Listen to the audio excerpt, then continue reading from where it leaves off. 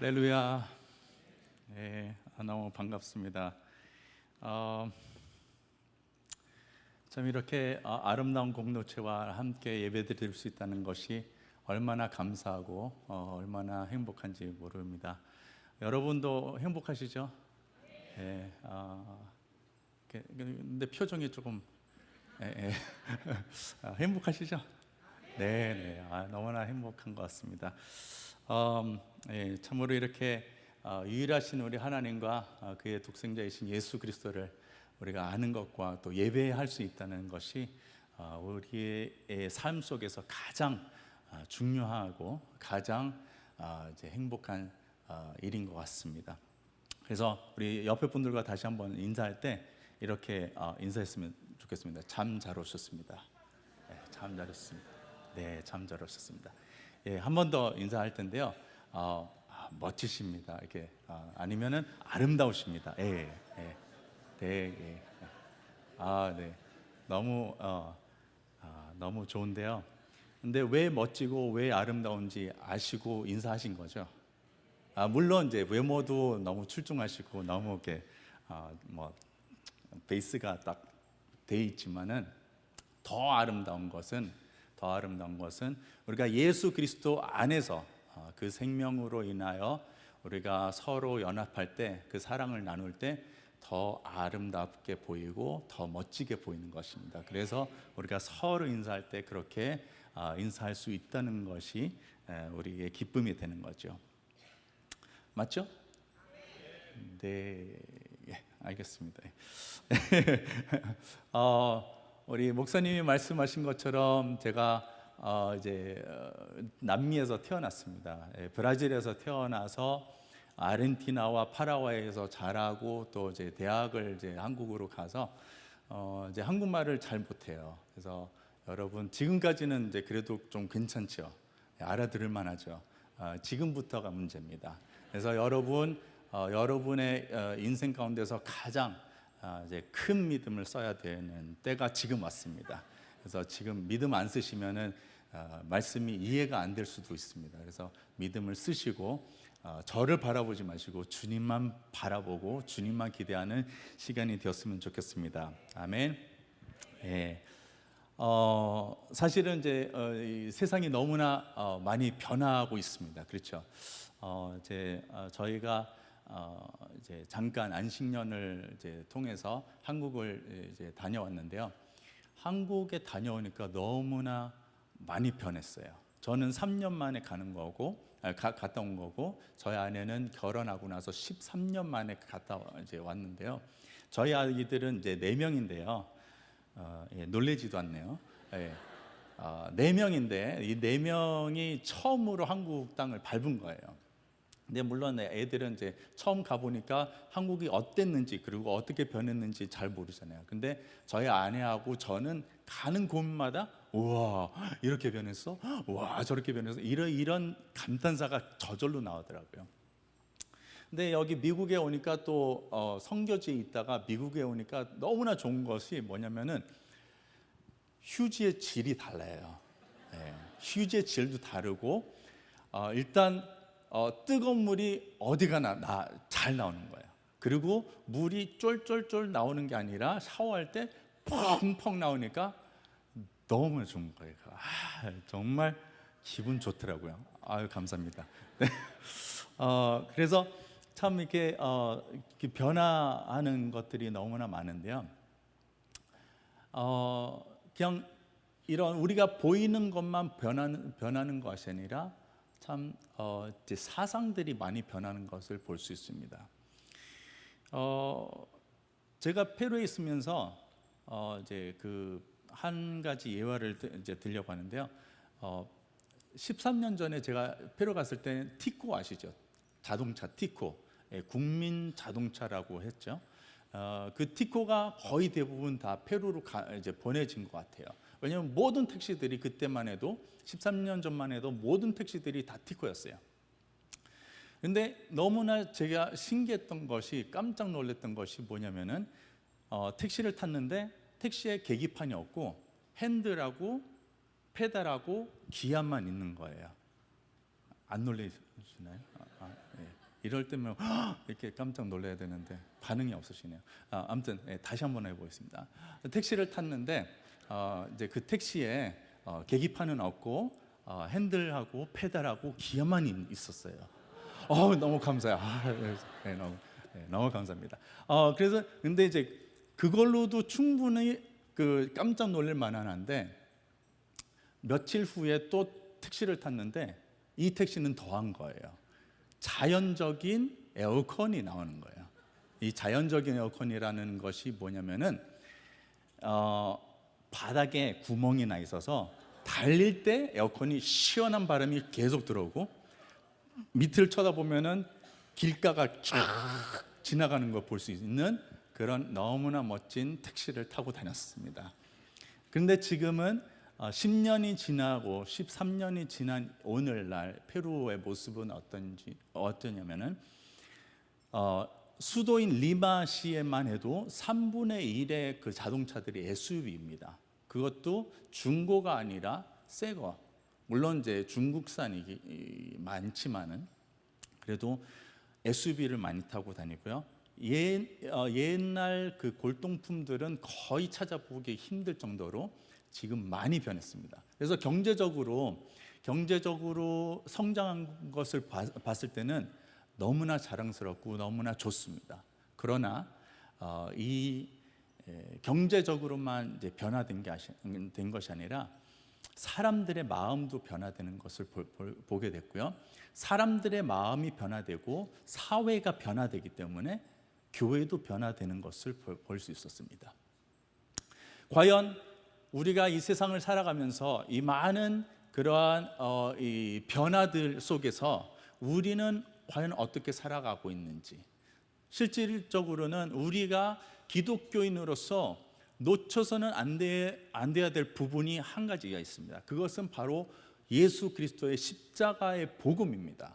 그러나 이 복음을 우리는 너무나 수없이 이것을 타협하고 내가 만들어내는 복음으로 살아갈 때가 너무나 많다는 것을 우리는 알아야 됩니다. 그래서 더 이상 내가 원하는 어떤 그런 복음이 아니라 우리는 다시 이 복음, 우리에게 주어진 복음, 예수 그리스도의 그 피값으로 우리에게 주어진 이 복음을 우리는 그 복음으로 다시 돌아가야 될 때가 온 것 같습니다. 오늘 성경 이제 그 디모데후서 3장을 보면은 우리 1절을 한번 같이 보도록 하겠습니다. 1절입니다. 너는 이것을 알라, 말세에 고통하는 때가 이르러. 자, 말세라는 것은 지금이 말세다라고 많이들 이야기하시는데, 말세라는 단어는 벌써 이미 초대교회부터 시작된 말입니다. 그래서 그때도 말세, 중세교회도 말세, 현대교회도 말세, 지금도 말세, 내일도 말세, 주님 오시는 때까지 말세예요.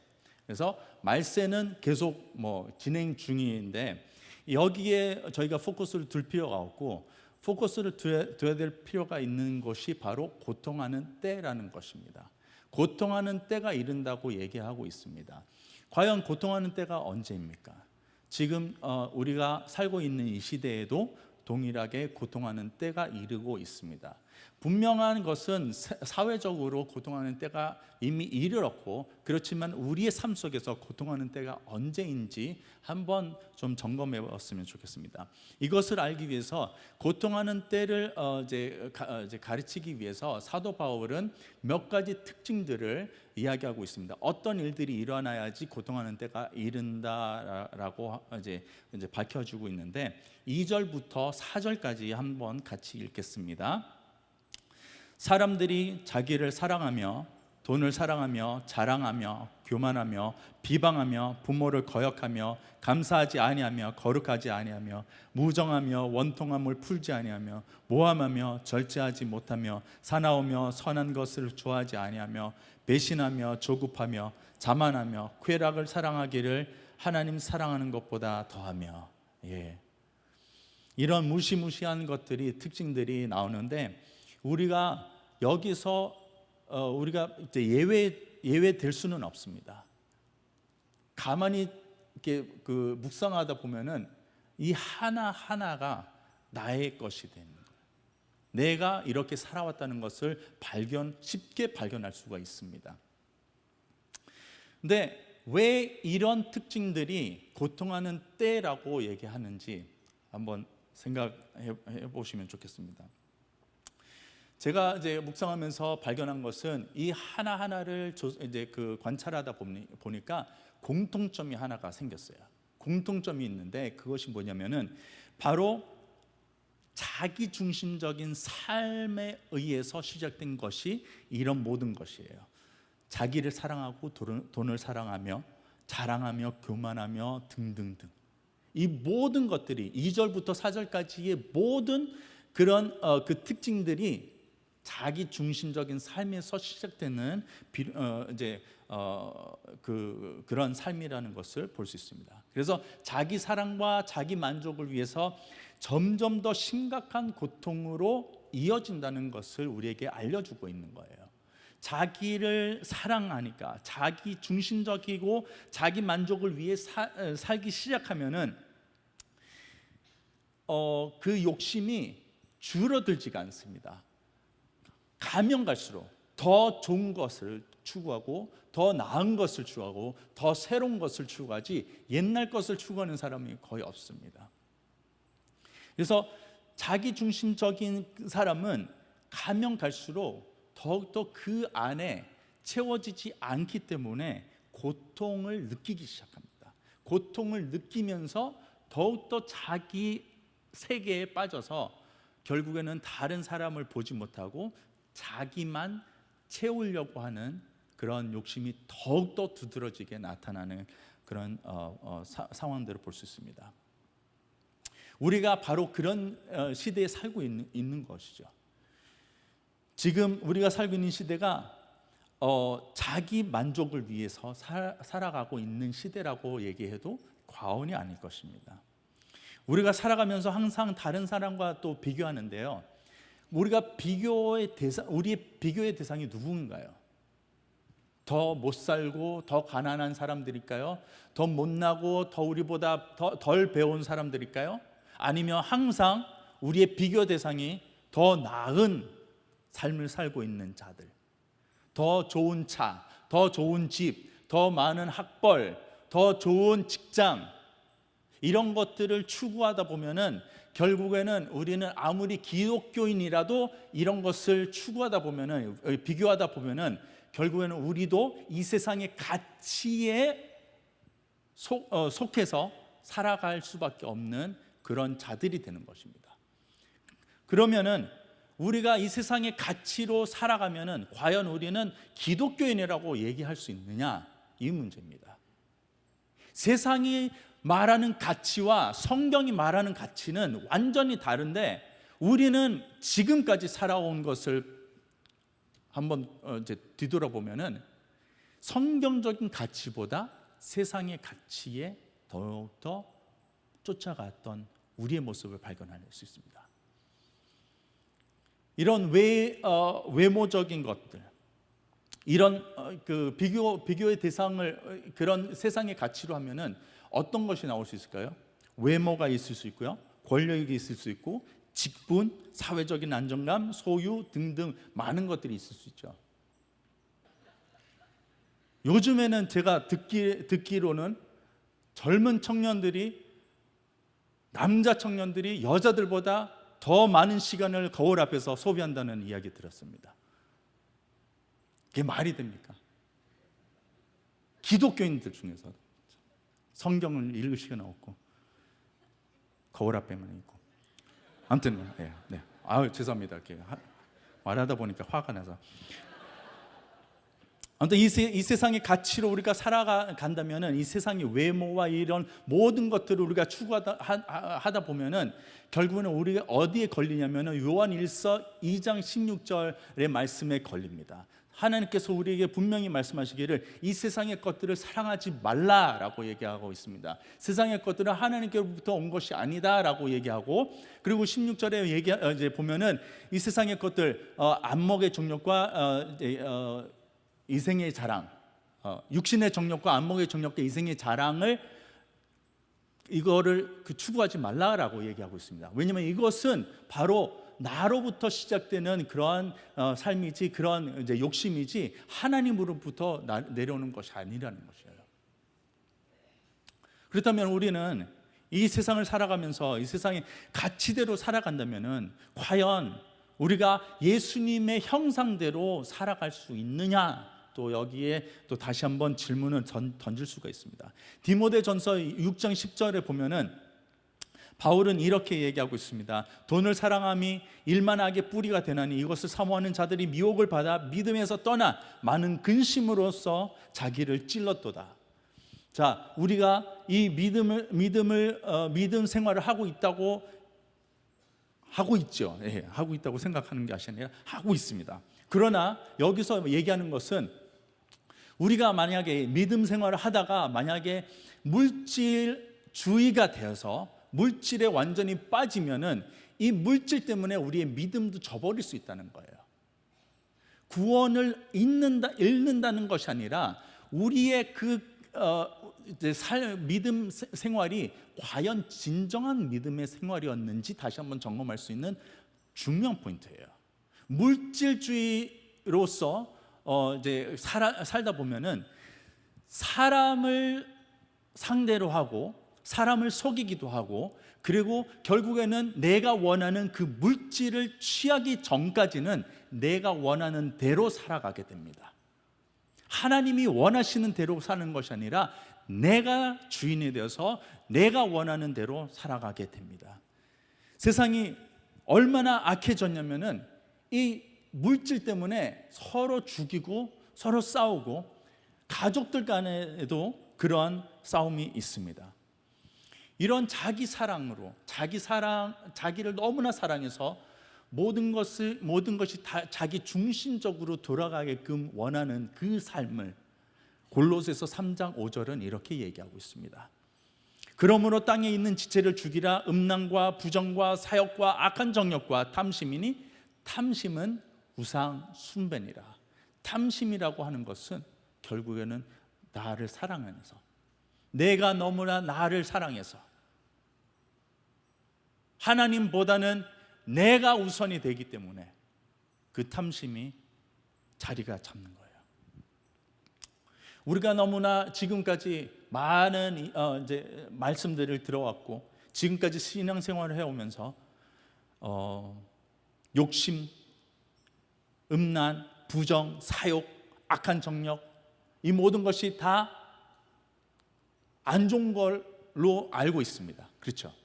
그 모든 것이 다 죄라는 것을 알고 있는데, 과연 우리가 이 모든 죄에서 벗어날 수 있었는지 한번 물어보면은 거의 대부분 못 벗어났다고 대답할 것입니다. 그 이유가 뭐냐면은 다른 것이 아니라 바로 나라는 존재가 있기 때문입니다. 내가 아직 살아 있기 때문에 그 음란과 부정과 악독과 사욕과 이 모든 것이 아직 남아 있는 거예요. 아무리 내가 예수님을 믿는다고 할지라도 내가 아직 나의 주인이 된다면은 주님은 아직 나의 주인이 되지 못하시는 거예요. 내가 나를 너무나 사랑해서, 그래서 나의 존재가 있기 때문에 나를 더 사랑하게 되고, 더 사랑하면은 더 사랑하게 되고. 저희 막내 이제 아들이 참 많은 사랑을 받았는데, 모든 막내이신 분들 죄송합니다. 저도 막내입니다. 근데 막내들의 특징이 뭐냐면은 자기가 제일 잘났다고 생각하는 거예요. 정말이에요. 사랑을 너무 많이 받으니까 본인이 정말 사랑받기에 가치 있다고 생각하는 거예요. 근데 따지고 보면 가치가 없어요. 가치는 없는데 사랑을 받아요. 우리가 딱 똑같은 그런 모습입니다. 우리가 생각하기에는 당연히 우리는 하나님으로부터 사랑을 받을 만한 자격이 있다고 생각합니다. 맞습니까? 아니요. 자격은 없습니다. 왜냐하면 우리는 죄인이기 때문에. 하나님께서 우리를 창조하실 때는 우리가 영원토록 하나님을 영화롭게 하고 또 그와 함께 즐거워하는 그런 관계로 만드셨는데, 죄가 들어오면서부터 그 관계가 깨지고 더 이상 우리는 하나님께로 나갈 수 없는 존재가 되어버렸습니다. 사랑을 받을 수 없는 존재가 되어버렸습니다. 가치 자체가 떨어진 존재가 되어버렸습니다. 그러나 그럼에도 불구하고 하나님께서 우리를 포기하지 못하시고 이미 창세 전부터 그 십자가를 하나님께서 준비해 두셨고, 때가 참에 그 아들 예수 그리스도로 인하여서 우리에게 내어주신 바 되어 그 십자가를 지게 하시고 그 십자가의 죽으심으로 말미암아 우리가 구원을 얻을 수 있는 그 길을 우리에게 주셨습니다. 이 엄청난 하나님의 은혜, 이 하나님의 이 값없는 이 은혜와 이 사랑은 그리스도 안에서만 누릴 수 있는 축복입니다. 그렇기 때문에 우리는 이 세상을 살아가면서 더 이상 우리의 멋대로 살아가면 안 됩니다. 로마서 1장 28절의 말씀처럼 사람들은 자기 마음에 하나님 두기를 싫어한다고 얘기하고 있습니다. 과연 우리는 어떻게 살아가고 있습니까? 여러분 삶 속에서 하나님을 두기를 싫어하십니까? 아니면 좋아하십니까? 지금 이 자리에서는 좋아한다고 얘기해야 돼요. 그런데 우리의 삶 속에서는, 개인 삶 속에서는 싫어할 때가 너무나 많은 거예요. 왜냐하면 내가 하나님을 믿는다고 할 때 분리를 당하면, 이 사회에서 분리를 당하면은 그때 우리가 잠깐 하나님 죄송합니다, 조금만 눈 감아주세요, 잠깐 하나님을 조금 멀리 하겠습니다 하고 타협하는 우리의 모습을 발견할 수 있습니다. 그것이 바로 하나님 마음에 하나님 두기를 싫어한다는 그러한 현상입니다.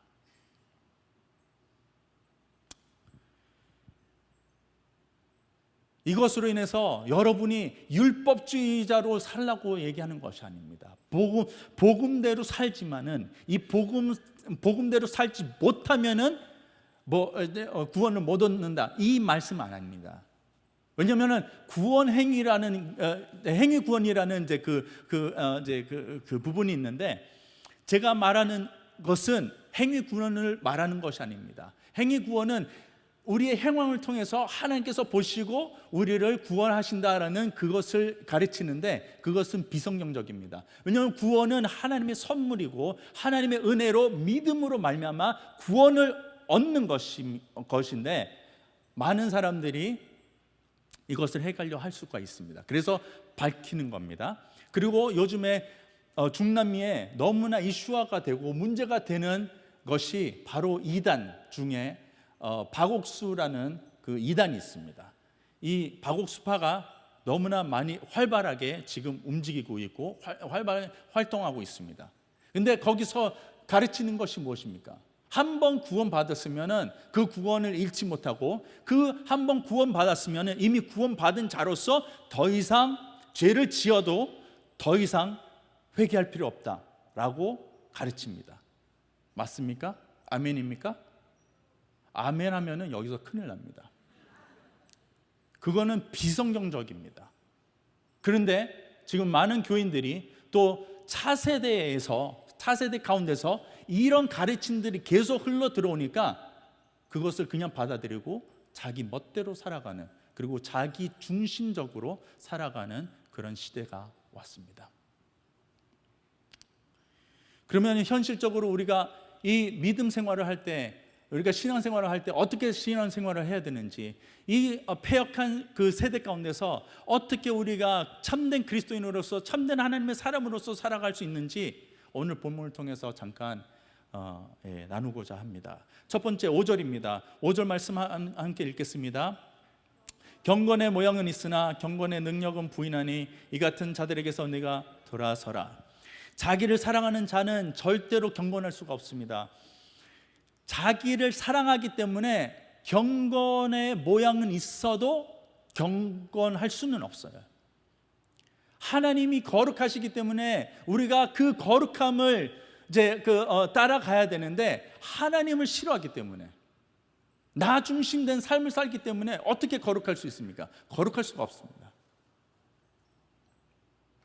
이 세상의 이치에 맞게 살아가려고 하는 사람들은 그 경건의 모양은 있어도 경건할 수가 없어요.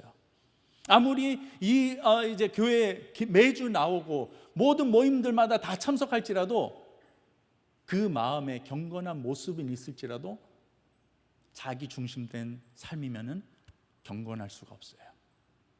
그래서 사도 바울은 뭐라고 얘기하고 있습니까? 이 같은 사람들에게서 너희는 돌아서라.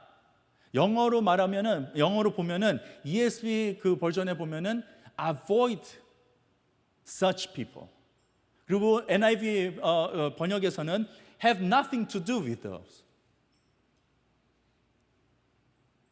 사도 바울은 이 사람들을 계속 찾아가서 계속 관계를 맺고 친구를 삼아서 이들과 같이 신앙생활을 하라라고 얘기한 적이 없습니다. 사도 바울은 분명하게 너희는 이 같은 사람들에게서 돌아서라. 돌아서도 된다가 아니라 돌아서라입니다. 분명하게 딱 선을 긋고 있습니다. 근데 이것은 무엇을 뜻합니까? 복음을 전하지 말라라는 그 말은 아닙니다. 복음을 전하고 한두 번, 세 번까지, 5번까지 전할지라도 그들의 삶에서 벗어나지 않고 그냥 복음으로 다시 돌아오지 않고 그들의 삶 그대로 계속 가고 싶어 하면은 그러면은 그들에게서 돌아서라라고 얘기하고 있습니다. 사실은 이렇게 살아가기에는 너무나 힘듭니다. 왜냐하면 우리가 이렇게 살아가다 보면은 한 사람에게서 돌아서고 또 돌아서고 또 돌아서다 보면은 어느 순간에 내가 혼자 있는 것처럼 느낄 수가 있습니다. 많은 교인들이 그렇게 하다가 결국에는 다시 옛날 생활로 돌아갑니다. 왜냐하면 혼자 있기 싫어서, 그리고 혼자 있는 게 두려워서 다시 예전으로 돌아갑니다. 사도 바울은 우리에게 이렇게 말씀하는 것은 다름이 아니라 복음에 대해서, 복음을 위해서는 대가 지불하라는 것을 얘기하고 있습니다. 우리가 경건하게 살기 위해서는 대가 지불이 필요합니다. 우리가 너무나 익숙해져 있던 그런 삶에서 벗어나는 것이 너무나 힘듭니다. 그러나 불가능한 것은 아닙니다. 저도 하나님의 은혜로 2011년에 하나님께서 저를 다시 십자가의 복음으로 다시 불러주셨습니다. 그 십자가 앞에 다시 서면서 내가 얼마나 나 중심된 삶을 살고 있었는지, 내가 얼마나 경건의 모양은 있었으나 경건의 능력을 부인하는 자였는지 확연하게 보게 하셨습니다. 선교는 하지만은 하나님의 영광을 위해서 선교한다고 얘기는 했지만은 하나님의 영광보다는 나의 영광을 위해서 일해왔던 저를 볼 수 있었고, 남미 선교 역사에 저의 이름 석자를 남기고 싶은 그런 욕망도 있었습니다. 그런데 그것을 모두 다 하나님께서 드러내시고 저의 안에 있는 모든 그런 악한 것들을 다 드러내시면서 하나님께서 저를 다시 한번 그 십자가의 복음으로 되돌아가게 하셨습니다. 근데 그 십자가의 복음에 딱 매칭이 되니까, 딱 거기에 붙어 있으니까 다른 것이 필요 없는 거예요. 페루에 돌아가서 페루에서 이제 그 복음 안에서 그때부터 지금까지 저는 다른 메시지를 전하지 않습니다. 복음만 외치고 있는데 그때 11년에 제가 복음을 딱 다시 한번 그 복음 앞에 서고 나서 페루 선교사님들과 이 복음에 대해서 다시 한번 나누고 말씀을 같이 나누고 기도하고 하고 싶은 마음과 또 현지 목사님들과 그런 관계를 맺고 싶었는데 그런 관계가 일어났을까요? 안 일어났을까요? 안 일어났습니다. 오히려 원색적인 복음만 계속 이야기하다 보니까 따분한 사람으로 제껴지고 선교사님들에게서도 조금 외면을 당하고 현지 교회 목사님들도 외면하고 이렇게 하다 보니까 저도 인간인지라 조금은 두려웠습니다. 내가 홀로 서 있으면 어떡할까?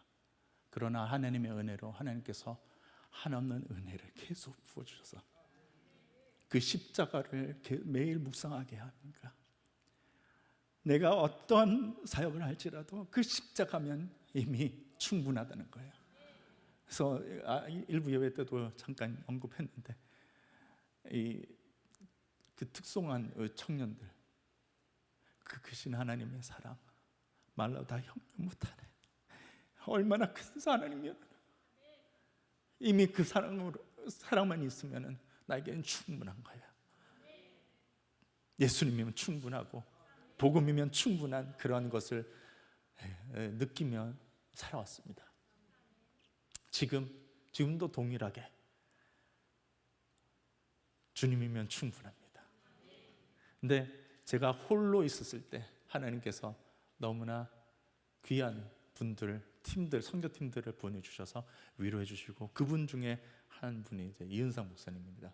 이은상 목사님을 통해서 많은 위로를 받고 격려를 받고 또 같이 이 복음의 이 길을 같이 걸어갈 수 있다는 게 너무나 큰 은혜였습니다. 두 번째로 넘어가겠습니다. 12절 한번 같이 읽겠습니다. 12절, 무릇 그리스도 예수 안에서 경건하게 살고자 하는 자는 박해를 받으리라. 여러분, 박해를 받을 준비가 되어 있습니까? 우리가 기독교인으로서, 믿는 자로서는 우리는 박해 받을 준비가 되어 있어야 됩니다. 그리스도 예수 안에서 경건하게 살고자 하는 자는 박해를 받으리라. 받을 것이다가 아니라 받을 수도 있다가 아니라 받을 거라. 이것은 분명한 거예요. 경건하게 살고자 하는 자는 이 세상이 그 경건하게 살고자 하는 자들을 가만히 두지 않습니다. 오히려 더 박해하면 박해했지 가만히 내버려 두지 않습니다. 여러분, 우리가 정신 차려야 될 때가 왔습니다.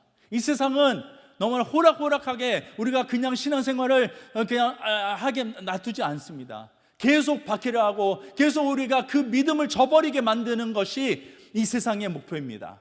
왜냐하면 이 세상은 사단으로 인해서 움직이고 있기 때문에 우리는 그것을 알고 그것을 대처하기 위해서는 우리는 계속 박해를 당할지라도 이 믿음을 굳건히 붙잡고 지키며 나가야 될 필요가 있습니다. 하나님이 우리를 불러주셨을 때 그냥 불러주신 것이 아닙니다. 예수 그리스도 안에서 우리를 다시 부르신 겁니다. 우리를 구원하시고 우리를 다시 우리에게 생명을 주시기 위해서는 우리가 예수 그리스도 안에 있어야지만이 그 구원이 가능한 것입니다. 그리고 그 예수 그리스도 안에서 우리가 살아간다면은 예수님이 고난을 당하셨고 예수님이 박해를 당했는데 예수 그리스도 안에 있는 우리가 박해를 당하지 않을 수가 없습니다. 이거는 당연한 일입니다. 그래서 박해를 당할지라도 여러분이 잘못해서 박해를 당하면은 당연히 받아야죠. 그런데 믿음을 지키기 위해서 박해를 받는 것이라면은 그것은 더욱더 감사히 받아야 됩니다. 종교개혁가들과 또 초대교회 교부들과 많은 수없이 역사상에 수없이 많은 사람들이 이 믿음을 위해서 자신을 내어줄 만큼 이 복음의 가치를 깨닫게 된 겁니다. 과연 그들은 죽음을 두려워하지 않았을까요? 죽음을 두려워했죠. 죽음을 두려워했죠. 왜? 사람인데 어떻게 죽음을 두려워하지 않겠습니까? 죽음을 두려워했지만은 더 두려웠던 것은 뭐냐면은 자기가 살기 위해서 이 복음을 내치고 이 복음을 외면하고 그래서 결국에는 하나님으로부터 외면당하는 것이 더 두려웠기 때문에 이 복음의 가치를 완전히 깨닫고 이 복음을 위해서 자신을 내어줄 만큼 그렇게 살아갔던 우리 선배들입니다. 믿음의 선배들입니다. 그런데 왜 우리는 그렇게 못 삽니까?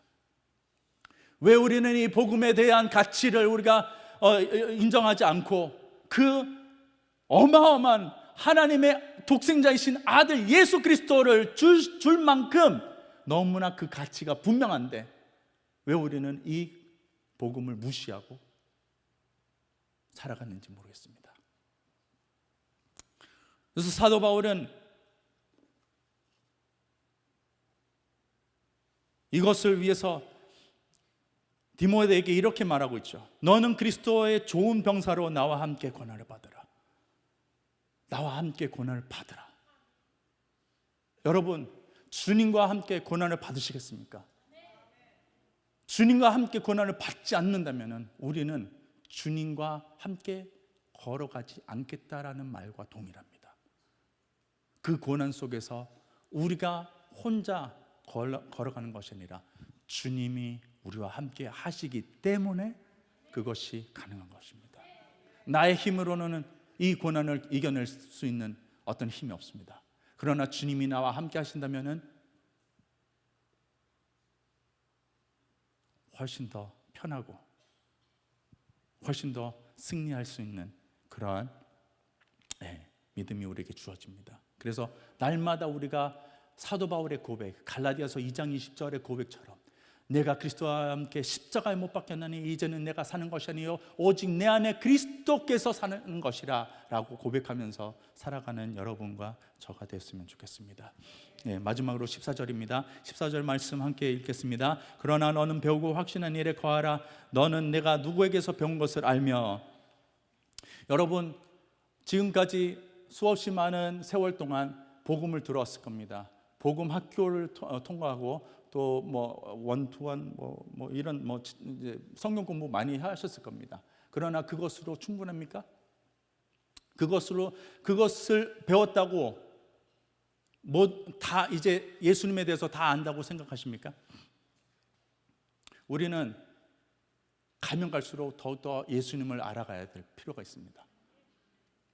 가면 갈수록 우리는 더욱더 그 성경의 깊이로 더 들어가야 할 필요가 있습니다. 그런데 요즘에는 성경 공부하자가 하면은 많은 분들이 피합니다.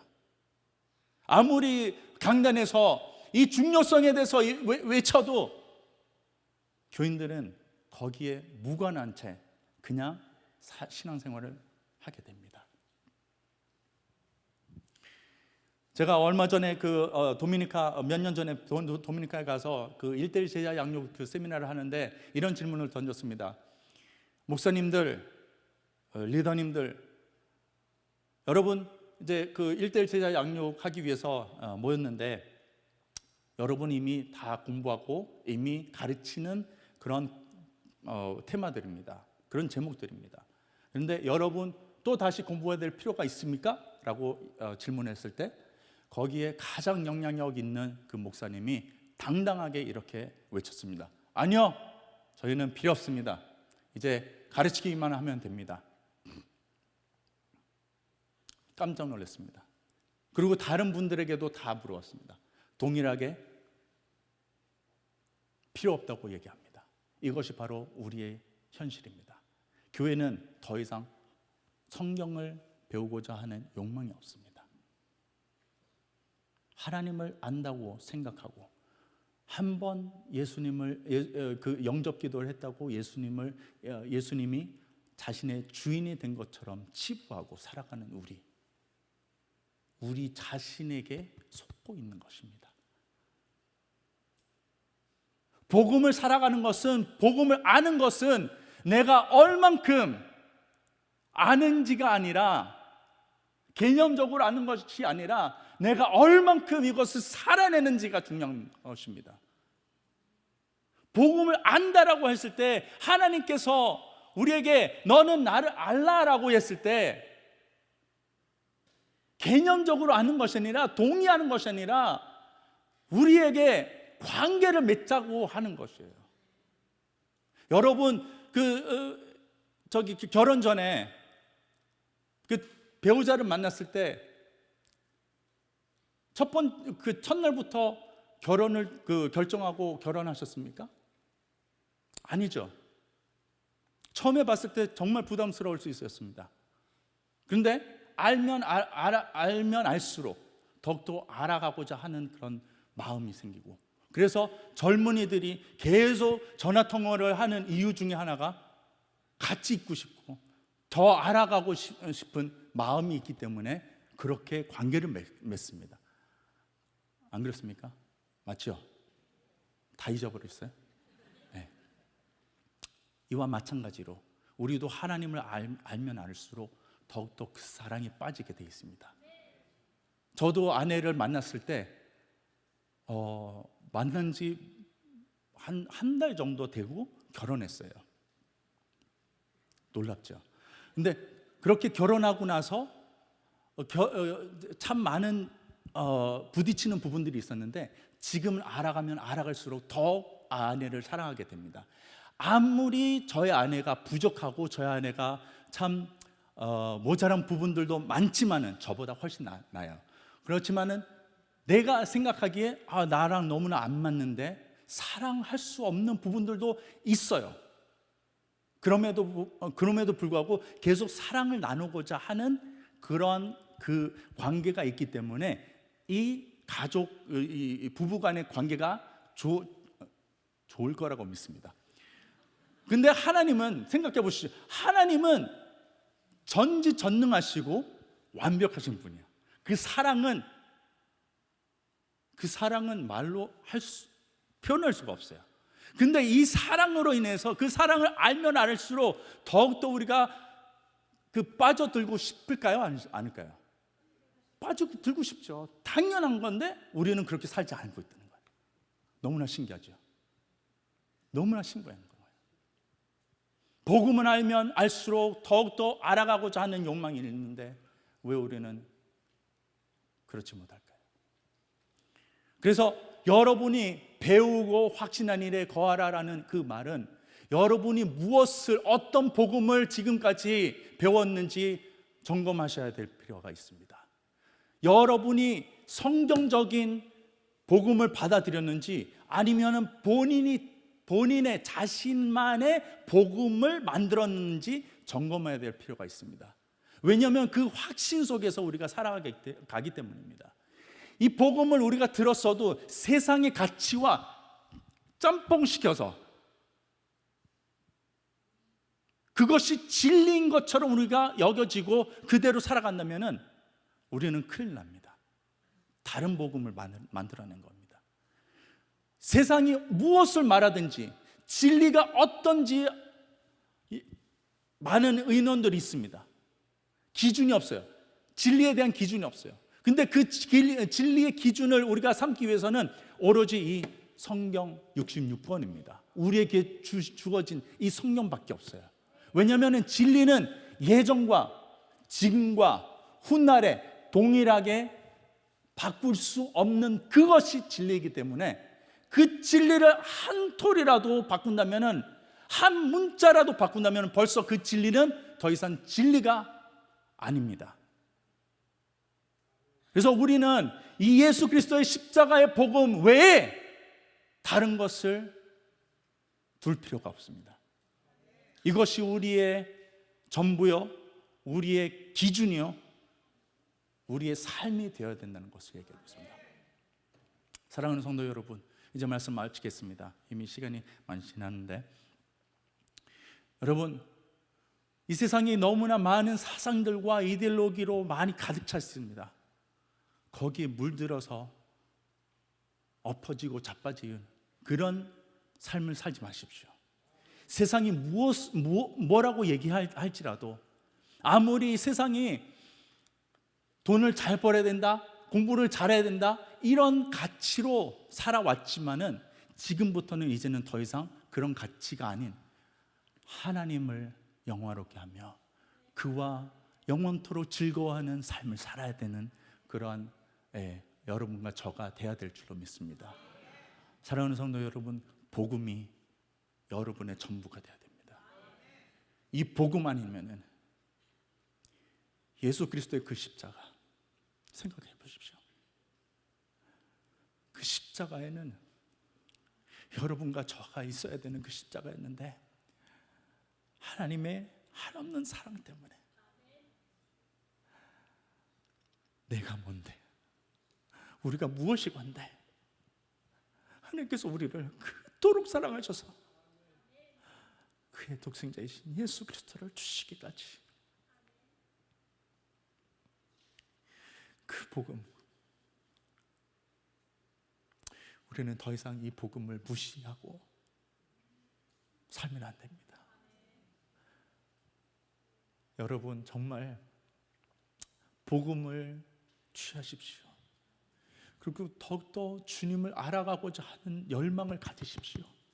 그 안에 갈급함이 있다면은 다른 갈급함보다는 예수 그리스도를 알아가고자 하는 그 갈급함이 있었으면 좋겠습니다. 제가 많은 교회들을 다니면서 항상 주님께서 마음에 주시는 그 마음이 있습니다. 안타까운 마음입니다.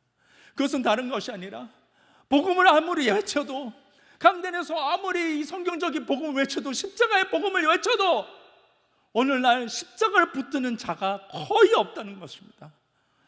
참된 예배자를 찾고 있는 하나님의 마음을 알아도 그 십자가를 붙들지 않고 그냥 자신의 생각대로, 자신의 소견대로 신앙생활을 하는 오늘날의 교회들 모습을 보면서 정말 안타까워하지 않을 수가 없습니다. 주님은 이런 교회들을 다시 복음 안에서 세우고자 하는 그런 하나님의 마음. 그래서 호세아의 말씀처럼 오라 우리가 여호와께로 돌아가자, 이 외침이 그때 당시만 호세아 선지자의 그때 외쳤던 그 외침이 아닙니다. 오늘까지 외쳐지는 그 외침입니다. 오늘까지 교회들에게 이렇게 외치고 있습니다. 교회여, 주님의 교회여, 다시 복음으로 돌아가자. 주님께로 다시 돌아가자. 이 하나님의 음성을 들으십시오. 하나님의 그 마음을 아십시오. 느끼십시오. 그리고 다른 것을 다 그만둘지라도 주님께 돌아가는 은혜가 있기를 주님의 이름으로 축원합니다. 같이 기도하겠습니다. 참 좋으신 하나님, 우리의 연약함을 아시고 얼마나 우리가 이 세상의 가치에 물들여서 살아갔는지, 그러나 하나님께서 우리를 포기하지 않으시고 다시 우리에게 복음으로 그 십자가로 다시 돌아갈 수 있는 기회를 허락하여 주심을 감사드립니다. 나로서는 할 수 없는 것, 주님께로 돌아가는 겁니다. 내 힘으로는 할 수 없습니다. 그렇기 때문에 주님의 긍휼을 구합니다. 주님, 성령을 부어주셔서 성령의 이끌림을 받들어 나의 존재 온전히 주님께 드려 그 십자가에 매인 바 되게 해주시고, 이제는 더 이상 내가 원하는 대로, 내가 생각하는 대로, 내가 바라는 대로가 아닌 바로 하나님께서 원하시는 대로 살아가게 하여 주시고, 그러기 위해서 더욱더 그 복음을 알고자 하는 열망과 알고자 할 뿐만 아니라 그것을 실천으로 옮겨서 참으로 이 복음이 나에게 존재가 걸린 그런 문제이기에 피를 흘리기까지, 이 복음이 나에게 실제가 될 때까지 주님과 함께 싸워나갈 수 있도록 주님 도와주시옵소서. 하나님, 이제는 더 이상 세상의 것들을 구하는 것이 아니라 주님을 더욱더 구하게 하여 주시옵소서. 감사드립니다. 주님의 이름으로